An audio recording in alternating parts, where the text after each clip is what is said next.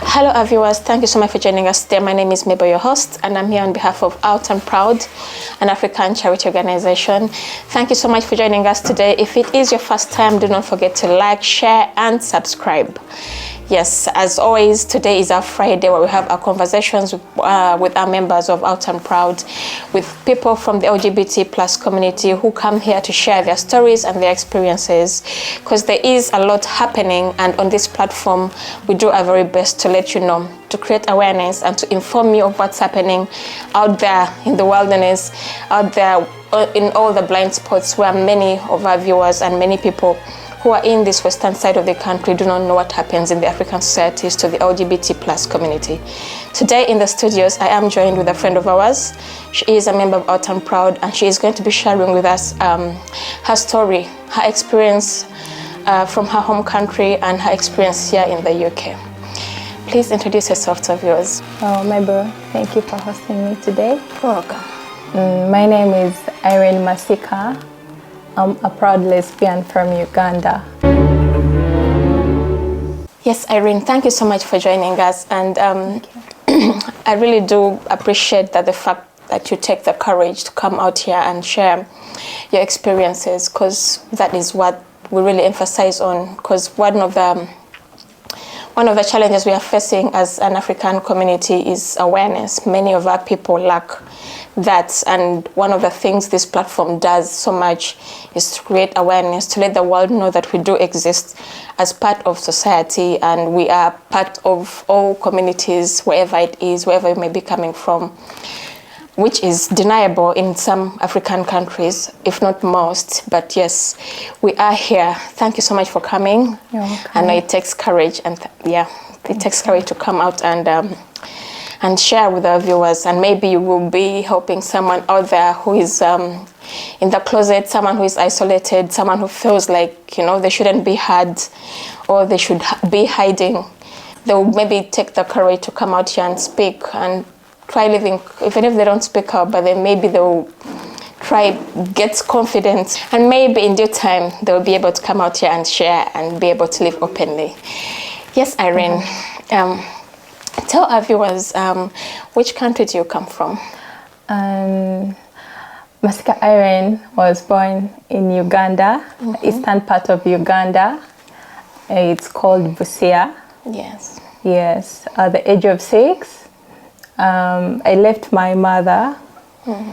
I started staying with my grandparents, maternal grandparents.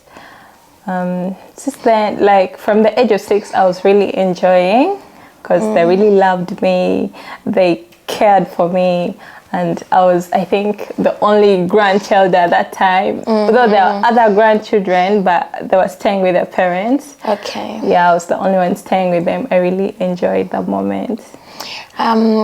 You said that was at the age of 6. Yes, please. Do you mind sharing more with us about, like, a bit about your childhood, say from 6 onwards, like, say to your teens? If I could say, my grandparents were like they were these Catholic devoted people. They really loved their religion. So we would be like on Sundays would be to go to church, would be given money like 200 shillings. They would tell you, okay, get this 200, you go in church and give it out as offertory. Did you give it back? We would not. It's crazy. I know. It's crazy. We'd go and buy sweets and biscuits outside. Then at the time for offertory, our grandfather would tell us, oh, he did say you're giving in offertory. We'd tell her or him that, you know what, we lost the money. It was really fun. It looks like you had, you really did enjoy with your grandparents. I think most of them, that's, I guess that's what happens. Yeah, yes, they really bribed us with cash every time to do something for them. They would give us something. Yeah, because you mentioned, like you said, you are a lesbian and you're coming from a very homophobic country, which is persecuting people of the LGBT plus community. Yeah. Would you share with us, like, say how you came to know you were a lesbian? Okay.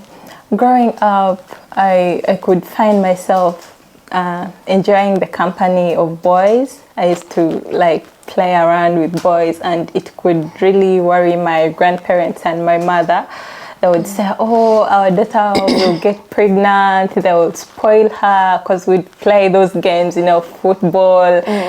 That boy games that I would play at home. So it was really worrying. My mom and my grandparents are really saying, oh, this girl is naughty. She doesn't want to play with other girls. And I was okay with it because it was doing nothing to me. I was just enjoying the moment. Yeah. Did they ever call out on you, leave alone them being worried about that? Well, who you used to play with? Did they ever call out on you to say, oh, you're going to be punished, or you shouldn't do this, or prohibit you in any kind of way? Yeah, sometimes my grandparents would tell me to stay home. If I ever get my foot out of the compound, they would flog me. But sometimes I would just make sure, maybe if they've gone to the garden or in town, I would just jump out to go and play. Then they find things if they've left for me work to do and they've not found things done, they would say, oh, she has been playing with boys. So what happened after that? Well, because you're a different girl, because a normal girl in Uganda is expected to do all the other normal girls do. You play with dolls, you play with fellow girls, all those jobs you meant. Yeah, the games you're meant to be playing. And what happened after that? When I finished my primary school, I joined my secondary school.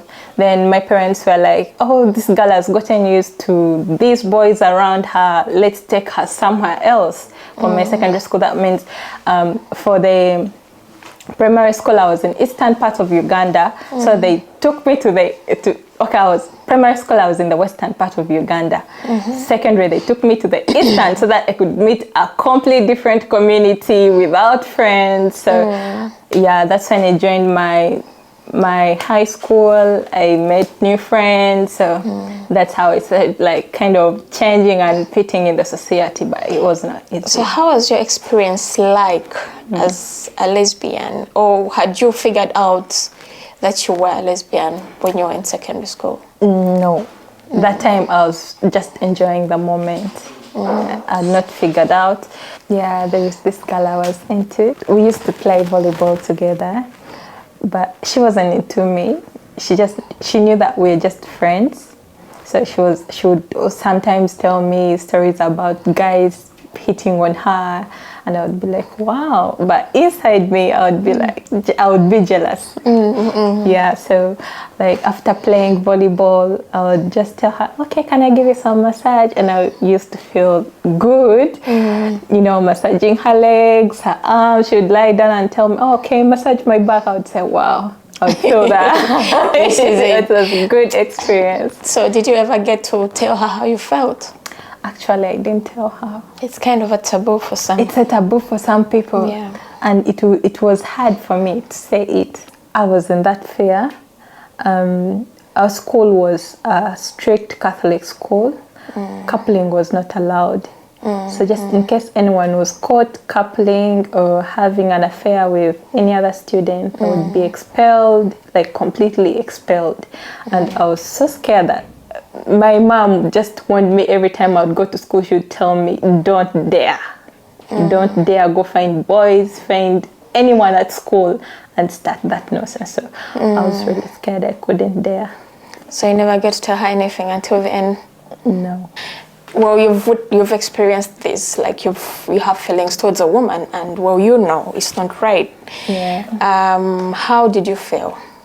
You individually? I really felt cheated. I felt bad because I couldn't. You've had a moment with this lady, and you're scared of what people will think or what she would think if you confess your feelings towards her. What did you do about it? What happened to you physically, internally? What was going on? I think we would like to know more. Well, that time I was thinking maybe it's a short-term thing. I thought I would outgrow it. I thought that it was just a feeling that had come, and maybe I would find a husband. Our society tells us that when you grow, you'll find a husband, he will marry you, have children, and have a family, something like that. I thought maybe I would outgrow it, but actually I didn't. It just went on and on.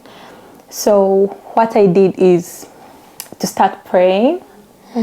Yeah, I got a friend. We started going to church, praying and fasting for that same week, so that it could just go away. I thought it was maybe like a curse to me. I thought maybe it's like a spell, someone casting a spell on you. I thought maybe I'm not normal.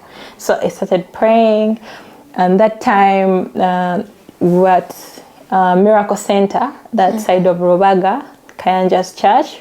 Yeah. That time they were having 77 days of glory.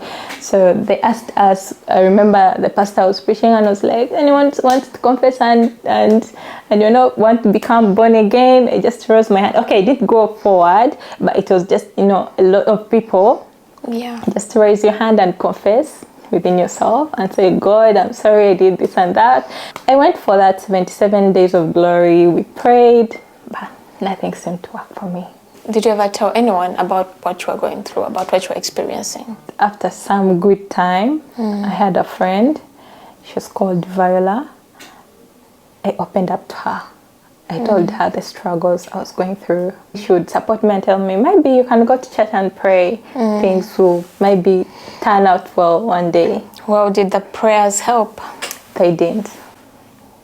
I just got to know it's just a feeling. It was inner feeling that I could not, prayers could not work on it. What did you do?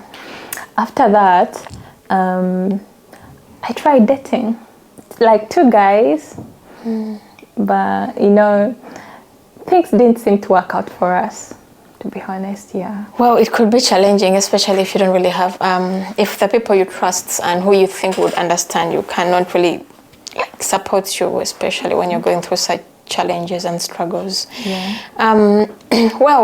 You've told us about a bit about your childhood, growing up with your grandparents, being in a Christian family, and then going to secondary school. Well, being different as a child, and we are here now. Yeah. Yes. Could you share with us your experience being here in the UK? Because, as far as I know, you are an open lesbian woman. Yeah. Yeah. Getting here in the UK, I was lucky that I got a friend who introduced me to Out and Proud, and I'm really grateful. I didn't know where I was going to start from.